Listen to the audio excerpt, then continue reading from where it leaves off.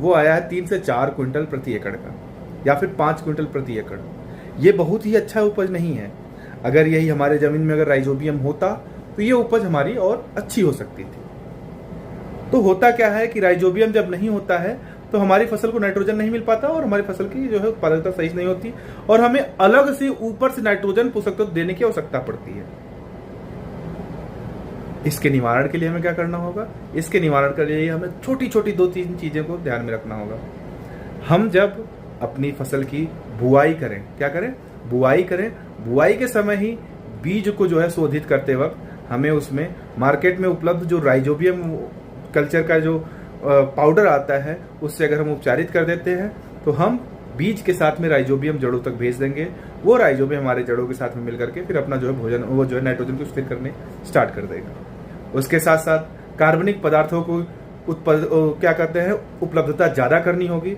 उसके लिए क्या करना होगा? जो भी हमारे फसल का ठूंठ है उसको खेत में ही हम दबा दें, उसके बाद बरसात में वो सड़ करके पौधे को मिल जाएगा, जिससे कार्बनिक मात्रा बढ़ेगी।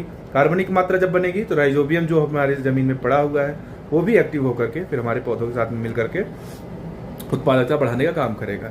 या फिर हम हरी खाद का प्रयोग करें, जैसा कि ये समय जो चल रहा है हमारा, अब इसके बाद हम कोई फसल नहीं लेंगे बरसात तक। इस बीच में अगर हमारे पास 1 से 2 सिंचाई की जो है उपलब्धता है तो हम अपनी फसल में जो है ढैंचा को अगर शामिल करते हैं, अपनी फसल चक्र में ढैंचा को शामिल करते हैं, तो ये जो ढैंचा फसल है ये क्या करेगा? इसका अगर हम अभी बुआई करेंगे, बुआई करने के बाद जब उसकी हाइट कम से कम 3 से 4 फीट की हो जाएगी, उसी में जो है उसको खेत में मिला देंगे। फिर बरसात आने के बाद वो सड़ करके अपने फसल में जो है राइजोबियम की भी वृद्धि करेगा, कार्बनिक खादों की भी वृद्धि करेगा। उसके साथ साथ जब इन दोनों की वृद्धि होगी तो हमारी उत्पादकता आराम से बढ़ेगी। तो आशा है ये जो जानकारी मैंने दी है आप लोगों को राइजोबियम की वृद्धि का समझ में आ गया होगा। धन्यवाद।